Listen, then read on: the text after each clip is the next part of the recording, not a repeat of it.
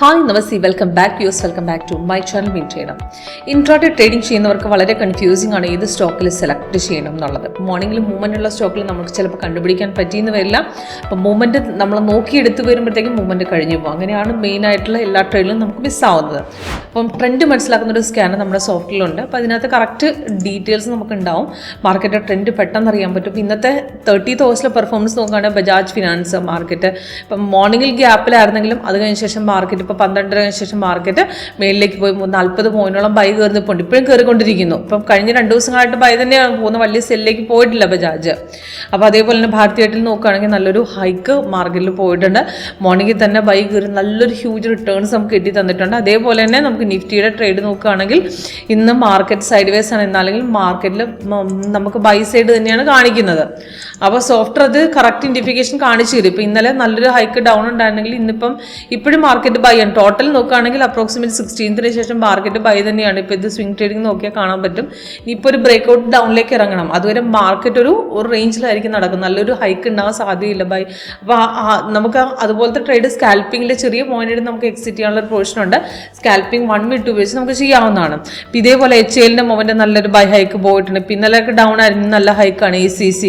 അപ്പോൾ ഇത് മൂവ്മെന്റുള്ള സ്റ്റോക്കുകൾ കറക്റ്റായിട്ട് കണ്ടുപിടിക്കാൻ എളുപ്പമുണ്ട്.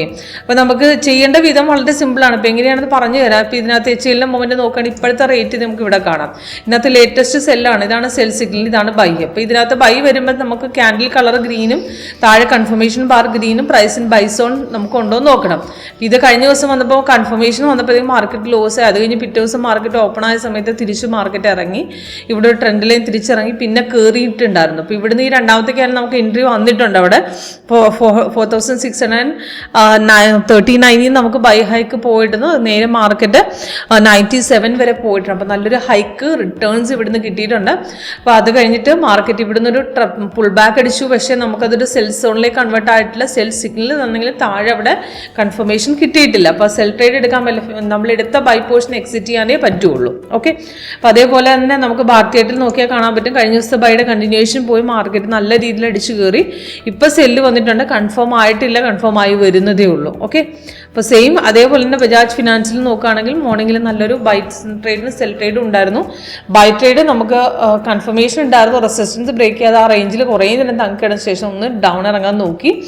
പിന്നെയും മാർക്കറ്റ് തിരിച്ചു കയറണം. അപ്പോൾ ലാസ്റ്റത്തെ എൻട്രി നല്ലൊരു എൻട്രി ആയിരുന്നു. അവിടുന്ന് 7154 കയറി ഇപ്പോഴും കയറിക്കൊണ്ടിരിക്കുന്നു. ഓക്കെ. അപ്പോൾ ഇതേപോലത്തെ നല്ല മൂവ്മെൻ്റ് ഉള്ള സ്റ്റെപ്പ് ACC ആണെങ്കിൽ ഇപ്പോഴും ബൈ ട്രേഡ്. ഇപ്പോൾ ഇന്നലെ മാർക്കറ്റ് നല്ല ഡൗൺ ആയിരുന്നു. അത് നമുക്ക് ലാസ്റ്റ് ക്ലോസിംഗിൽ വന്ന ബൈ കണ്ടിന്യൂ ആയി പോകുന്നതാണ്. അപ്പോൾ ടോട്ടൽ 3 ടാർഗറ്റ് അടിച്ചിട്ടുണ്ട്. 21 പോയിന്റോളം നമുക്ക് ബൈ കയറി നിൽക്കുന്നു. ഇനി നെക്സ്റ്റ് ഒരു കയറ്റം ഉണ്ടെങ്കിൽ നമുക്ക് റെസിസ്റ്റൻസ് ലെവൽ കട്ട് ചെയ്യുക. അതേസമയത്ത് റീ എൻട്രി അവിടെ തരികയും ചെയ്യും. ഓക്കെ. അപ്പോൾ ഇതേപോലെ സിമ്പിളാണ് യൂസ് ചെയ്യാൻ. അപ്പോൾ സ്റ്റോക്ക് നമ്മൾ വേണ്ട നല്ല പോളിയുള്ള സ്റ്റോക്കുള്ള വാച്ച് ലിസ്റ്റ് ആഡ് ചെയ്യുക. ഇപ്പോൾ ACC അതേപോലെ തന്നെ ബജാജ് ഫിനാൻസ്, വിൻസർവ്, അഡാനിയുടെ അങ്ങനത്തെ സ്റ്റോക്കുകൾ നമുക്ക് ലിസ്റ്റ് നമ്മൾ മെയിൻലി വോളിയം വരുന്ന സ്റ്റോക്കുകൾ ഇപ്പോൾ ഡെയിലി വാച്ച് പെർഫോമൻസ് നോക്കുകയാണെങ്കിൽ നമുക്ക് മനസ്സിലാവും. അതേപോലത്തെ സ്റ്റോക്കുകൾ അവിടെ വാച്ച് ലിസ്റ്റ് ആഡ് ചെയ്യുക. എന്നിട്ട് സ്കാനർ സിറ്റിയുടെ ട്രെൻഡ് മനസ്സിലാക്കാൻ എളുപ്പമുണ്ട്. 75 സ്റ്റോക്ക് വരെ ഇതിനകത്ത് നമുക്ക് ആഡ് ചെയ്യാവുന്നതാണ്. ഓക്കെ. കൂടുതൽ ഡീറ്റെയിൽസിനായിട്ട് ലൈവ് ഡെമോ അറ്റൻഡ് ചെയ്യാൻ വേണ്ടി കോൺടാക്ട് ചെയ്താൽ മതി. താഴെ ഡിസ്ക്രിപ്ഷൻ ബോക്സിൽ കോൺടാക്ട് നമ്പർ കൊടുത്തിട്ടുണ്ട്. ഓക്കെ. Thank you.